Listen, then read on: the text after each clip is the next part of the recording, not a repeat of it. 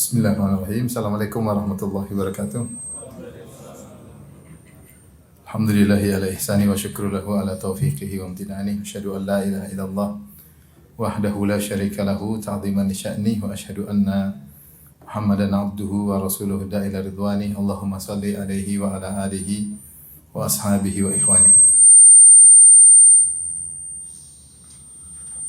Hadirin dan hadirat yang dirahmati Allah Subhanahu wa taala. Kita lanjutkan bahasan kita dari kitab Qawaid Qur'aniyah, kaidah-kaidah dalam Quran yang terkait dalam kehidupan baik pribadi maupun bermasyarakat. Pada kesempatan ini kita akan masuk pada Al-Qaidah Ats-Tsalitsatu wal Arba'un. Kaidah 43 ya. Kita punya ada 50 kaidah, berarti masih tinggal 8 kaidah ya. 43 dan seterusnya ya. Kaidah ini tentang buruknya pelit, dan siapa yang selamat dari pelit maka merekalah yang beruntung. Allah Subhanahu wa taala berfirman, "Wa may yuqashuha nafsihi fa ulaika humul muflihun." Siapa yang terlindung dari rasa pelit maka dialah yang beruntung. Wa man yuqa syuha nafsihi faulaika humul muflihun. Dalam dua ayat ya, di antaranya surat Al-Hasyr ayat 9 dan Taghabun 16. Al-Hasyr 9 dan At-Taghabun ayat 16. Kita artikan, wa may yuqashuha nafsi, siapa yang dijaga, siapa yang terjaga dari pelitnya jiwanya. Pelitnya jiwanya. Fa ulaika humul muflihun.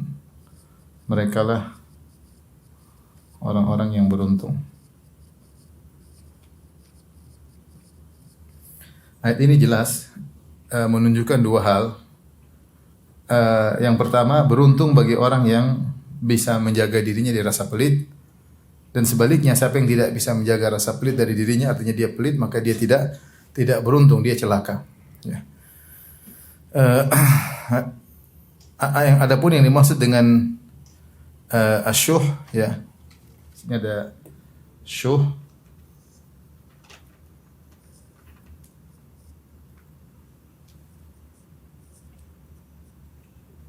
Asyuhu.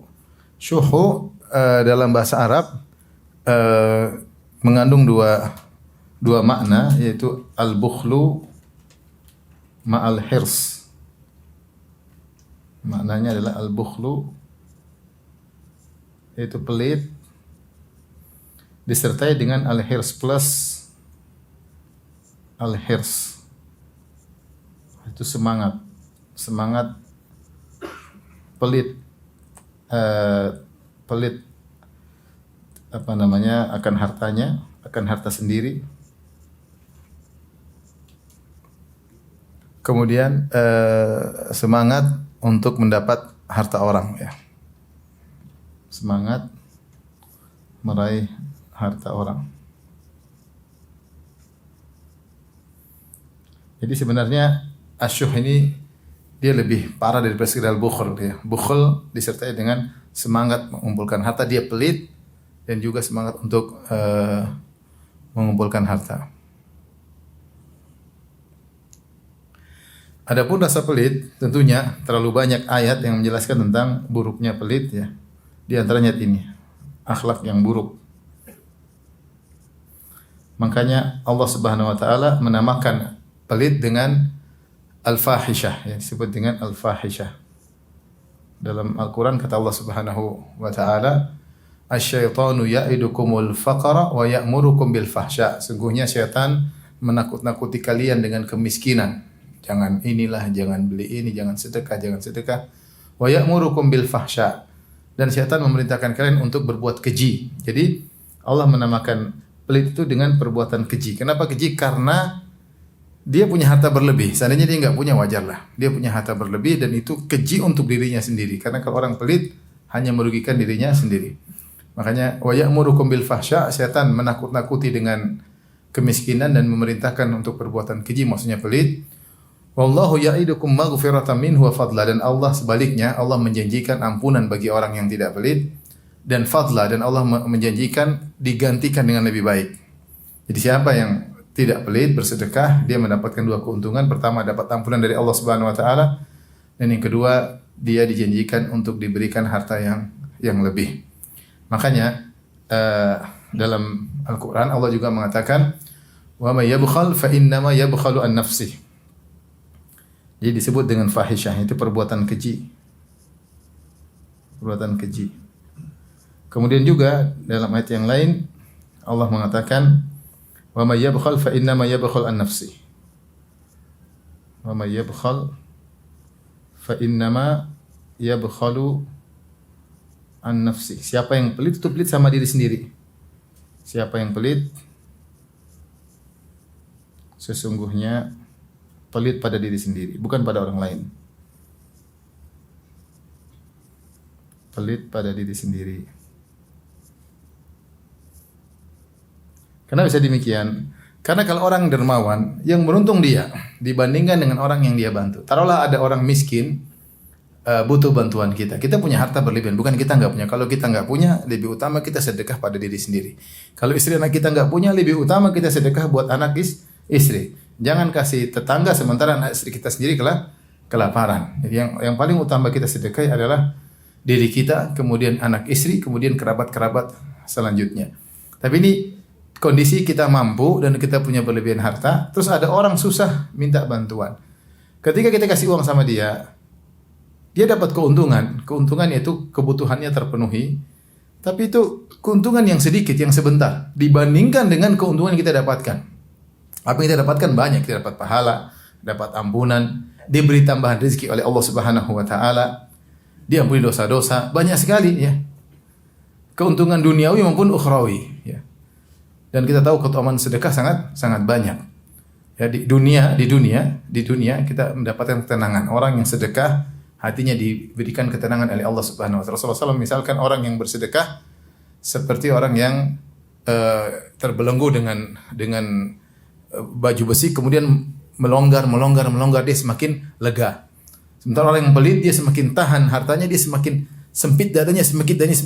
Makanya orang yang banyak sedekah dia bahagia. Ini keuntungan duniawi. Keuntungan dunia yang kedua, dia dapat harta diganti dan ditambah, bukan sekedar diganti tapi apa ditambah. Makanya Allah mengatakan wallahu ya'idukum maghfiratan minhu wa fadla. Allah janjikan orang yang bersedekah di fadla. Fadla itu artinya tambahan. Ya, dalam hadis kata Nabi sallallahu alaihi wasallam, "Ma naqasat shadaqatun min mal." Tidaklah berkurang harta yang disedekahkan. Secara zahir berkurang tapi sungguhnya Allah akan kasih ganti ya. Allah akan kasih ganti ya.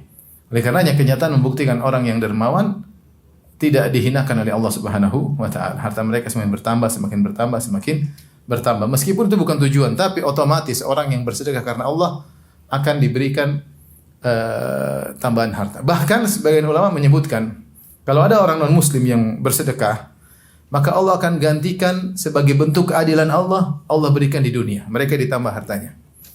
Ya, meskipun kafir, tapi di surga enggak dapat apa-apa, di akhirat mereka masuk neraka. Tapi di antara bentuk keadilan Allah karena dia telah berbuat baik, maka Allah ganti di dunia. Makanya saya punya kawan-kawan, mereka cerita bos-bos mereka orang kafir terkadang rajin apa? Bersedekah. Bahkan kamu nih duit nih orang muslim, sana kasih masjid, kasih anak-anak yatim. Dia bantu karena dia meyakini di balik sedekahnya bantuan tersebut akan memperlancar apa? Kerjaannya. Dan Allah berikan. Nah, orang kafir saja percaya apalagi orang muslim. Artinya orang yang bersedekah dia akan dapat keuntungan duniawi. Siapa yang pelit sungguhnya pelit pada diri sendiri. Kenapa? Karena orang bersedekah itu keuntungan orang dermawan. Ada keuntungan duniawi, ada keuntungan apa? Ukhrawi, akhirat. Duniawi tadi apa saja? Apa tadi? Yang pertama, tenang, tenang, jiwa tenang. Kecuali istrinya pelit, dimarah-marahin sama istrinya. Dia tenang tapi istrinya pelit, merusak ketenangan. Ketahuan sedekah diomel-omelin itu. Yang bikin pusing istrinya bukan dia. Kemudian jiwa tenang. Yang kedua tadi apa? Harta ditambah. Harta ditambah. Dan orang yang tidak pelit, dia menyenangkan keluarganya, ya. Makanya kalau apa-apa dia ada apa, misalnya ada kerusakan, dia santai aja diperbaiki. Ada kehilangan ya sudah pada Allah, dia santai aja. Ada yang dia bantu. Tapi kalau orang pelit, menyusahkan keluarganya.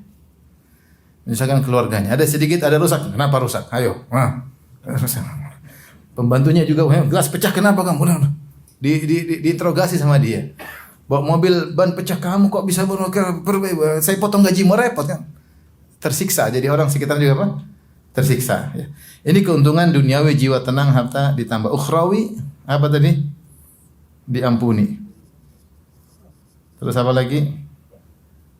Banyak diampuni. Kemudian sedekahnya menjadi penaung pada hari di padang mahsyar, menaunginya di padang mahsyar.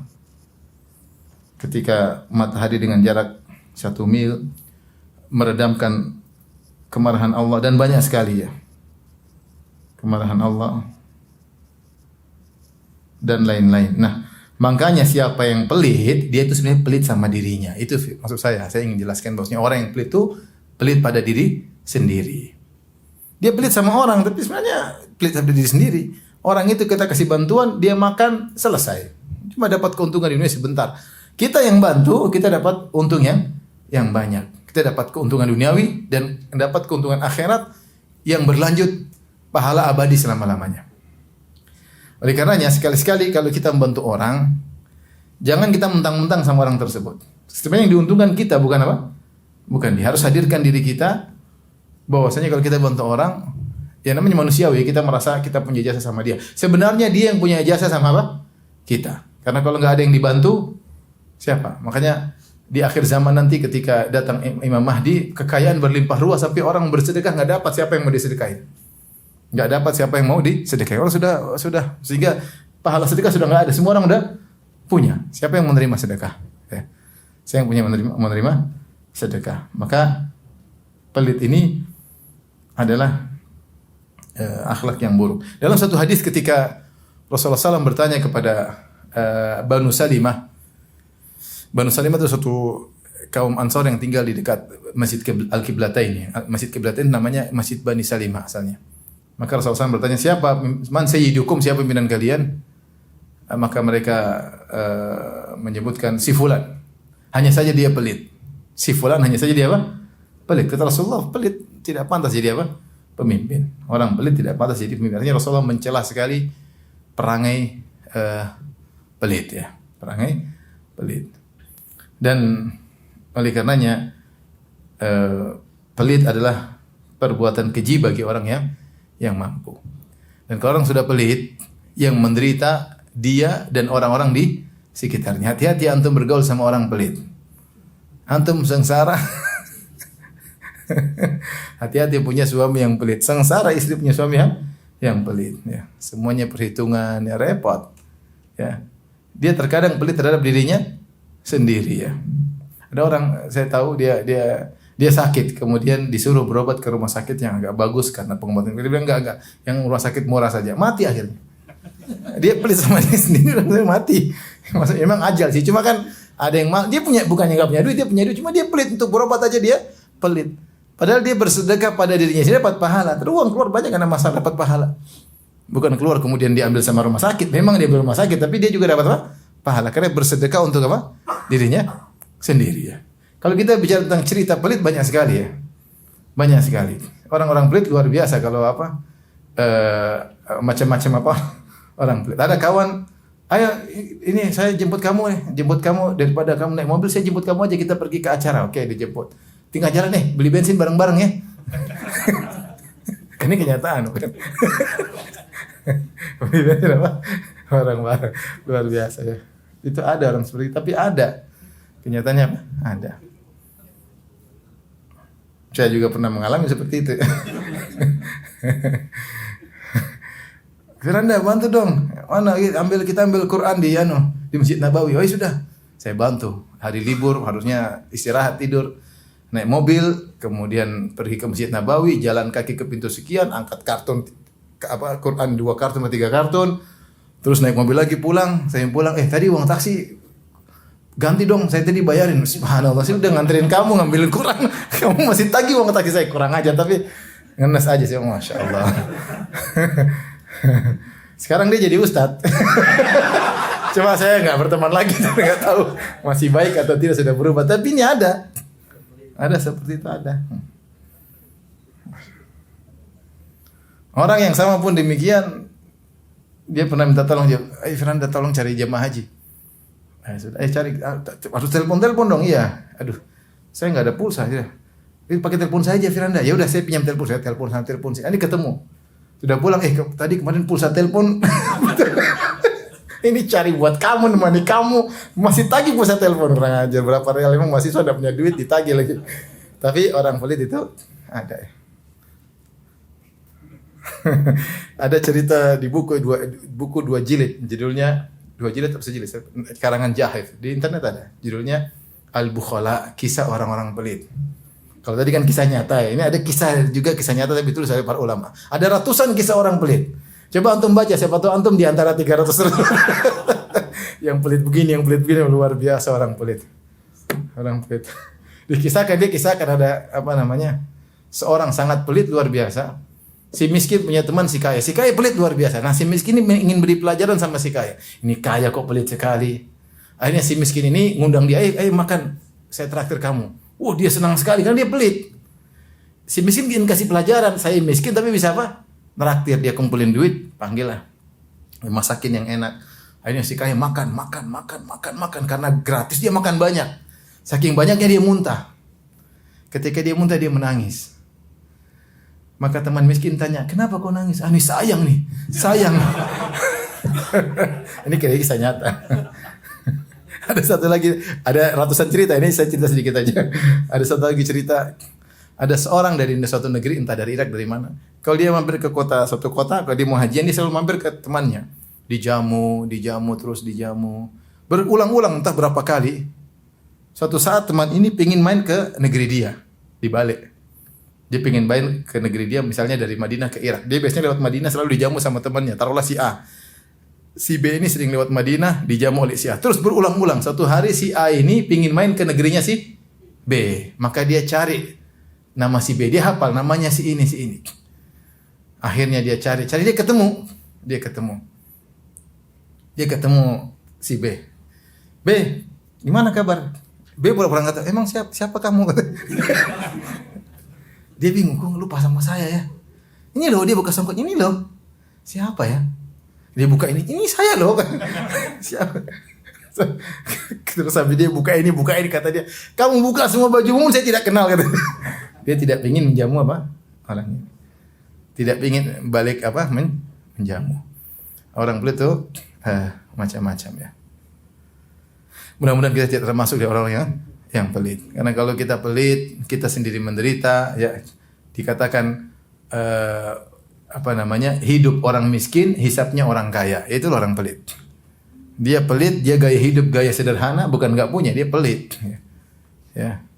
Tapi hisap apa? Orang kaya karena hartanya banyak. Baik, kita kembali.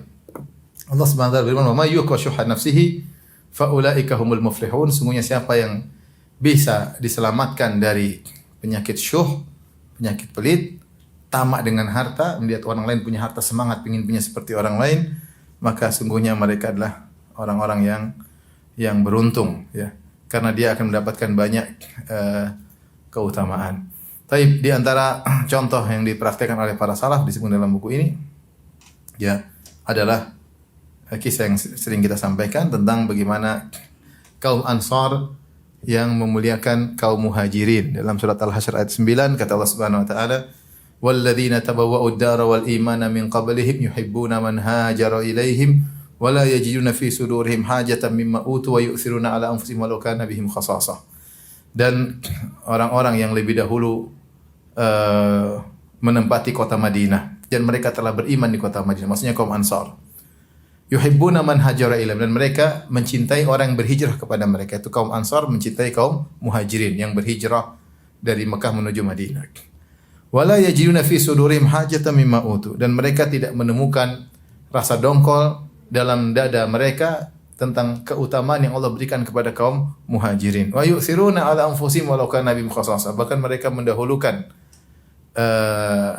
kepentingan saudara mereka daripada diri mereka sendiri. Di akhir ayat kata Allah, "Wa may yuqashuha nafsihi fa ulaika humul muflihun." Siapa yang terbebaskan dari rasa pelit, maka merekalah orang-orang yang beruntung. Di sini disebutkan oleh penulis bahwasanya Allah memuji kaum Ansar dari 3 sisi.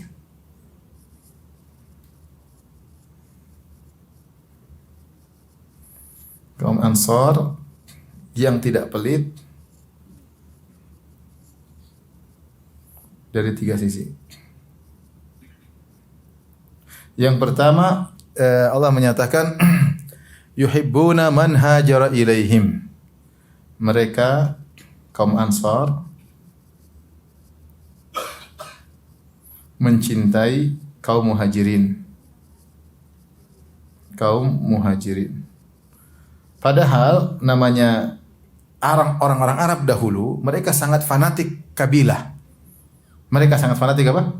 Kabilah. Bahkan mereka rela membela teman satu kabilah meskipun salah, nggak ada masalah. Ya, tapi dalam kasus ini ternyata mereka mencintai kaum Muhajirin yang sukunya lain. Ya, kaum Muhajirin banyak dari Quraisy, banyak dari suku Quraisy dan lain-lain yang tinggal di Mekah. Di antara juga. Adapun kaum Ansar ini sukunya beda. Ini suku Al-Aus dan Al-Khazraj. Al-Khazraj.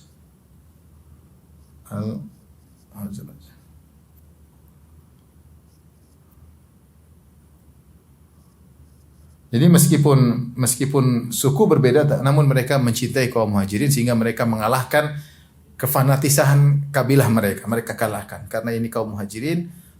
Mereka berhijrah karena Allah, maka mereka pun mencintai kaum Muhajirin meskipun suku yang berbeda. Ini di antara menunjukkan mereka sangat tidak pelit. Yang kedua, Allah mengatakan wala yajiduna fi sudurihim hajatan mimma utu. Mereka tidak kaum Ansar tidak dengki, tidak dongkol atau dengki dengan keutamaan kaum Muhajirin.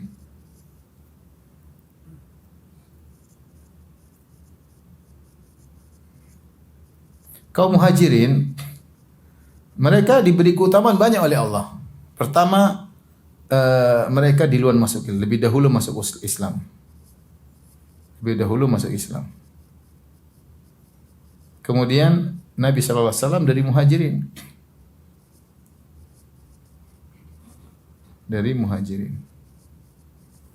Allah kalau sebut kaum Ansar dan Muhajirin, Muhajirin selalu disebut duluan. Muhajirin disebut lebih dulu dari Allah, lebih dulu oleh Allah dari kaum Ansar. Seperti dalam firman Allah Subhanahu wa taala surat At-Taubah, "Was-sabiquna al-awwaluna minal muhajirin wal ansar." Dan orang-orang yang masuk Islam di awal kali dari kaum Muhajirin kaum Ansar. Demikian juga dalam ayat ini dalam surat Al-Hasyr Allah mengatakan lil fuqara'il muhajirin alladziina ukhriju min diyarihim amwalihim yabtaguna fadlan min Allahi wa ridwana. Allah sebutkan kaum Muhajirin, baru Allah sebutkan kaum Ansar. Namun kaum Ansar tidak dengki ketika ada saudara-saudaranya yang lebih diutamakan oleh Allah Subhanahu wa taala daripada diri mereka. Mereka tidak dengki. Udah. Semua yang bagi Allah Subhanahu wa taala, ya. Ada orang lebih alim daripada kita, enggak perlu dengki. Ada orang lebih rajin ibadah daripada kita, enggak perlu dengki. Ada kaum Muhajirin dipuji oleh Allah lebih daripada kaum Ansar, mereka tidak dengki kata Allah. Wala yajiduna fi sudurihim hajatan mimma utum. Mereka tidak ada dengki sama sekali dengan kemuliaan kaum Muhajirin. Ya. Kemudian yang ketiga, ini yang pertama, yang kedua, yang ketiga kata Allah Subhanahu wa taala, wa yu'thiruna ala anfusihim walau kana bihim khasassah. Mereka itsar. Kaum Ansar itsar. melakukan ithar. Al-ithar tulisannya begini. Al-ithar. Al-ithar. Ithar itu mendahulukan orang daripada diri sendiri. Mendahulukan saudara, mendahulukan orang lain daripada diri sendiri. Ini dalam hal duniawi, Adapun dalam hal agama maka jangan. Makruh. Seorang jangan mendahulukan orang lain. Contoh kalau kita lagi di masjid, jangan kita bilang, kamu aja saf pertama. Kita yang saf pertama, jangan bilang orang lain. Kita yang saf pertama. Kalau ada sedekah, kita yang bantu. Jangan kamu aja yang sedekah, saya nanti aja. Jangan, kita yang sedekah. Seperti itu. Kalau dalam urusan akhirat, jangan ithar. Karena kita disuruh berlomba-lomba, kata Allah Subhanahu wa taala, "Wa fi dzalika falyatanafasil mutanafisun." Untuk urusan surga, maka berlombalah. Ya, kita senang sama kawan, tapi kita duluan-duluanan. Yang suruh siapa? Allah Subhanahu wa taala. Ya tentu kalau sambil menjaga tetap hubungan yang baik. Tapi sebagian orang kadang-kadang udah kamu aja saf pertama. Bukan, kita yang saf pertama. Karena pahala saf pertama dan kedua pahalanya apa? Berbeda ya. Tapi kalau saf pertama jangan di belakang imam. Nanti kalau imamnya lupa, kita cuma bisa batu-batu doang. Ada. Baik. Disebutkan dalam hadis tentang dua kisah menarik, menakjubkan. Kisah menakjubkan, ya. Yang kalau tidak diriwayatkan riwayat yang saya, kita bilang aneh. Seperti kisah pertama yang sebagai masyhur adalah kisah bagaimana Abdurrahman bin Auf ketika berhijrah, kemudian bertemu dengan Sa'ad bin Rabi'. Abdurrahman bin Auf pedagang kaya raya. Kemudian tiba-tiba miskin mendadak, kemudian berhijrah ke kota Madinah, maka Nabi mengenalkannya, mempersaudarakannya dengan Sa'ad bin Rabi'. Nabi tahu pedagang ini cocok bersahabat dengan pedagang supaya satu level saling. Sa'ad bin Rabi' seorang petani atau pekebun yang kaya raya di Madinah, maka ketika melihat saudaranya Abdurrahman bin Auf miskin mendadak, maka dia tawarkan, dia mengatakan, "Inni lamin aktsaril ansari malan." Aku termasuk orang Ansor yang terbanyak hartanya. Saya akan bagi hartaku menjadi dua, setengah buat kamu, setengah buat saya. Luar biasa. Berapa persen? 50% buat kamu, 50% buat saya. Misalnya kalau saya punya uang 2 miliar, 1 miliar kamu, 1 miliar apa? Saya. Kalau saya punya rumah 2, 1 rumah buat kamu, 1 rumah buat saya. Bukan cuma itu, dia mengatakan saya punya istri 2. Lihat kamu, mana yang kamu sukai, saya ceraikan. Kalau sudah habis masa iddahnya nikahi. Subhanallah. Kalau kita dalam kondisi demikian, kita bilang ini benar-benar pertolongan Allah. Tidak ada yang duga. Lagi nggak ada duit, ada yang kasih. Itu kalau kita. Kalau Abdurrahman bin Auf enggak. Dia bilang, la hajata li fi dzalik. Barakallahu fi ahlik wa malik. Ya. Semoga Allah memberkahi hartamu dan keluargamu. Aku tidak butuh. Dullani ala suq. Tunjukkan aku di mana pasar. Saya mau dagang sendiri. Masya Allah. Makanya kalau zaman sekarang ada orang memberikan kepada kita 1/10 saja. Hartanya luar biasa enggak? Luar biasa. Apalagi setengah apa? Hartanya. Ini seperti dongeng tapi pernah terjadi. Pernah terjadi ya. Kita bertanya-tanya, mana di kota Madinah yang masih keturunan Sa'ad bin Rabi'? Mungkin masih ada keturunannya yang bagi harta setengah, kalau istri lebih satu tawarin. Sepertinya sudah tidak ada. Ketika penduduk Madinah disindir, mana yang kayak Sa'ad bin Rabi' penduduk Madinah yang menawarkan setengah hartanya, menawarkan istrinya? Apa jawaban penduduk Madinah? Sudah tidak ada, pergi bersama orang-orang muhajirin yang kalau ditawarin tidak terima. Jadi ini kisah yang menakjubkan. Yang kedua tentang kisah seorang yang datang kepada Nabi kemudian minta dijamu, akhirnya Rasulullah SAW tidak punya apa-apa. Rasulullah SAW suruh cek di istri pertamanya, istri keduanya sampai istri ke-9, ternyata tidak ada kecuali air putih. Nah, air putih tidak bisa digunakan untuk menjamu orang. Walladzi ba'atsaka bil haqq ma indana illa ma. Sampaikan kepada suami kami, demi Allah yang mengutus engkau dengan kebaikan, kami tidak punya apa-apa di rumah kecuali cuma air putih. Maka Rasulullah SAW mengatakan, man yudhaifu dhaifa Rasulullah. Siapa yang mau jamu tamuku? Ada saya mengatakan, saya Rasulullah. Akhirnya dia pun bawa tamunya dengan PD-nya, dia bawa ke rumahnya. Dia bilang istrinya, tolong siapkan makan buat tamu. Kata istrinya, jangankan buat tamu, buat saya pun tidak ada, buat kamu juga tidak ada. Yang ada cuma buat makanan apa? Anak-anak. Kata dia, sudah anak-anak diajak ngobrol sampai tidur. Itu makanan siapkan, ya, terus matikan lampu. Kau pura-pura perbaiki lampu, kemudian matikan. Biar tamu kita makan dengan nyaman.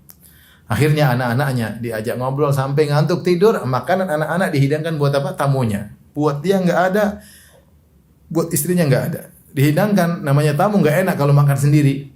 Akhirnya istrinya matikan lampu. Kemudian mereka duduk di situ pura-pura makan padahal mereka tidak apa? Makan. Supaya tamunya makan dengan apa? Nyaman. Besoknya Rasulullah dia datang ke Rasulullah mengatakan, "Ajaballah min sani'ikuma al-bariha bi dhaifikuma." Atau kama qala Nabi sallallahu alaihi wasallam. Kata Rasulullah SAW, Allah kagum dengan perbuatan kalian semalam dengan tamu kalian berdua. Maka turunlah ayat ini bahwasanya kaum Ansar mendahulukan orang lain daripada diri mereka sendiri. Benar-benar di akhir ayat kata Allah, "Wa may yuqashuha nafsihi fa ulaika humul muflihun." Siapa yang terlindung dari rasa pelit, sungguh dia adalah orang-orang yang beruntung. Nah, sebaliknya orang yang mengikuti syuh, kata saya bacakan perkataan Syekhul Islam Taimiyah rahimahullah taala dalam Majmu' Fatawa,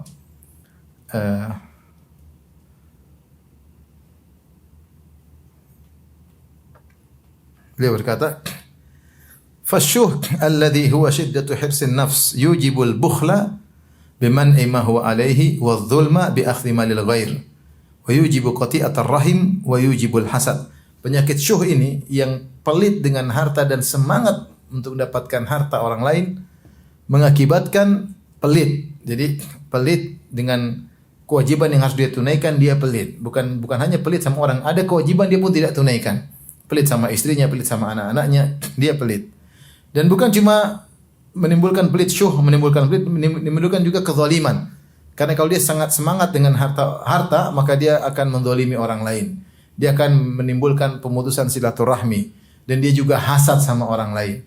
Maka orang yang terkena syuh akan banyak ditimpa kepadanya penyakit hati. Dia pelit, dia hasad, dia dongkol, bahkan dia rela untuk memutuskan silaturahmi demi untuk memperjuangkan apa? Harta. Ini bahaya. Jadi orang yang tidak terlindungi dari syuh maka dia akan sengsara, Oleh karenanya disebutkan Abdurrahman bin Auf yang terkenal sangat dermawan. Suatu hari dia tawaf di Ka'bah, maka dia berdoa dengan satu doa saja. Dia ulang-ulang doa tersebut. Allahumma qini syuhan nafsi. Allahumma qini syuhan nafsi. Artinya, ya Allah, lindungilah aku dari pelitnya jiwaku. Ya Allah, lindungilah aku dari pelitnya jiwaku. Ini subhanallah. Orang yang mendengar doa dari Abdurrahman bin Auf disangka ini orang pelit yang sedang berdoa supaya tidak pelit. Padahal dia sangat apa? Dermawan. Tetapi meskipun dia sangat dermawan, dia tidak ujub. Dia tetap berdoa, ya Allah, jauhkan aku dari sifat apa? Pelit. Padahal dia sangat-sangat apa? Dermawan. Ya. Seorang betapapun dia dermawan, dia tetap merasa dirinya masih kurang ya, sehingga dia terus tetap menjaga kedermawanannya. Ya. Inilah di antara ayat-ayat yang berbicara tentang larangan untuk melakukan syuh. Ya. Demikian juga di antara ayat yang berbicara tentang syuh ya. Allah Subhanahu wa taala berfirman tentang dalam ayat yang lain, kata Allah Subhanahu wa taala, wa uhdhiratil anfusus syuh. Ya, was-sulhu khair. Dalam ayat yang kata Allah, ayat ini terkait dengan masalah rumah tangga tetapi dijadikan umum oleh para ulama. Dalam satu ayat Allah berfirman, was-sulhu khair wa uhdhiratul anfusus syuh.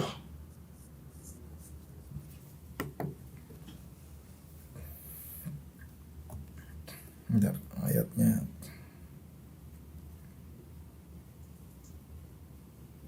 Dalam surat An-Nisa 128. 128. Kata Allah Subhanahu wa taala, berdamai itu baik ya. Wasulhu khair.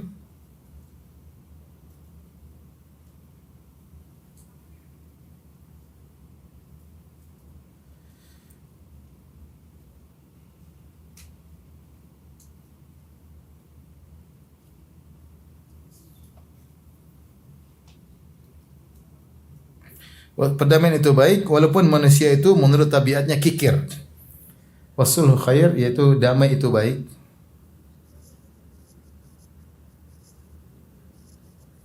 Wa uhdhiratil anfususyuh, dan jiwa dihadiri pelit, rasa pelitnya oleh rasa pelitnya.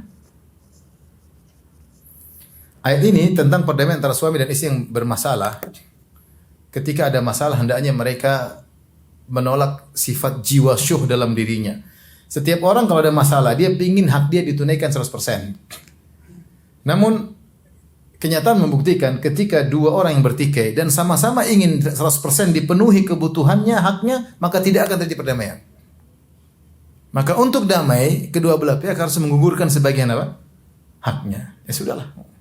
Lebih baik damai meskipun ada sebagian hak yang digugurkan, tapi perdamaian lebih dicintai oleh Allah Subhanahu wa taala. Kalau kita orang alot susah, ya udahlah, saya tidak apa. Kalau kita nggak bisa dapat 100%, ngambil 50%, 60%, 70%, mending selesai urusan, damai lebih baik. Maka Allah menawarkan kalau ada masalah as-sulh.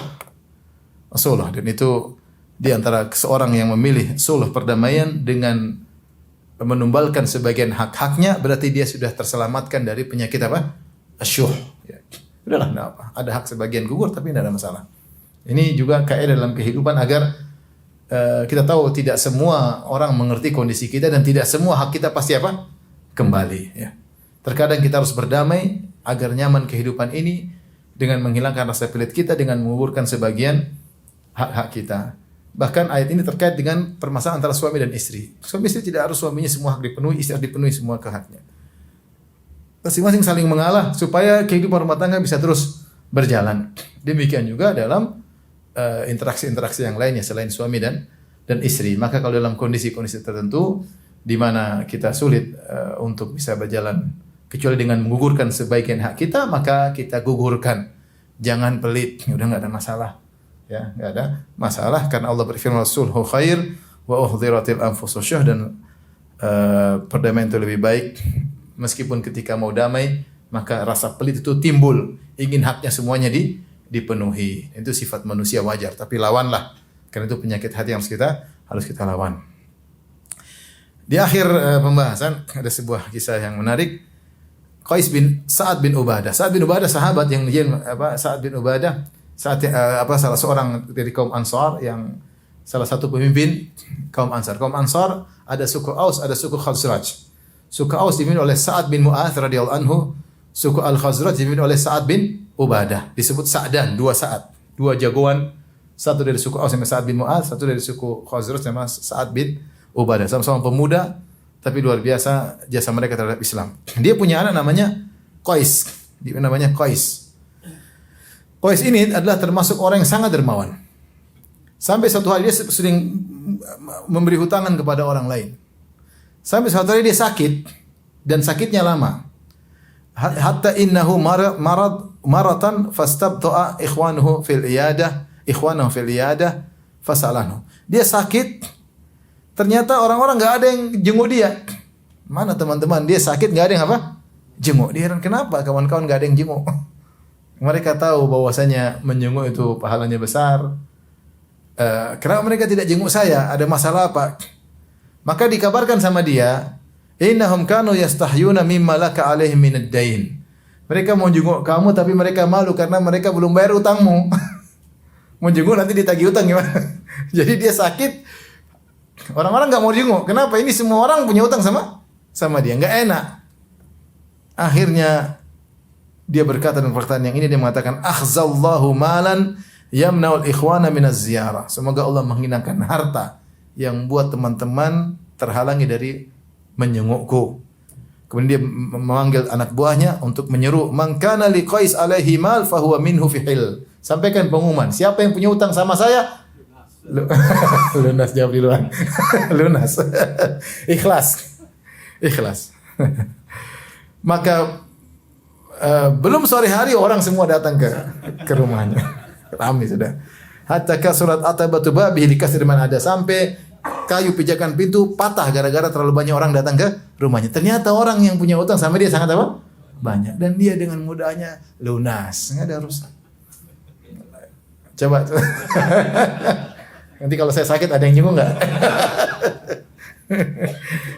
Lihat ini akhlak yang menakjubkan dari kalangan para salafus saleh.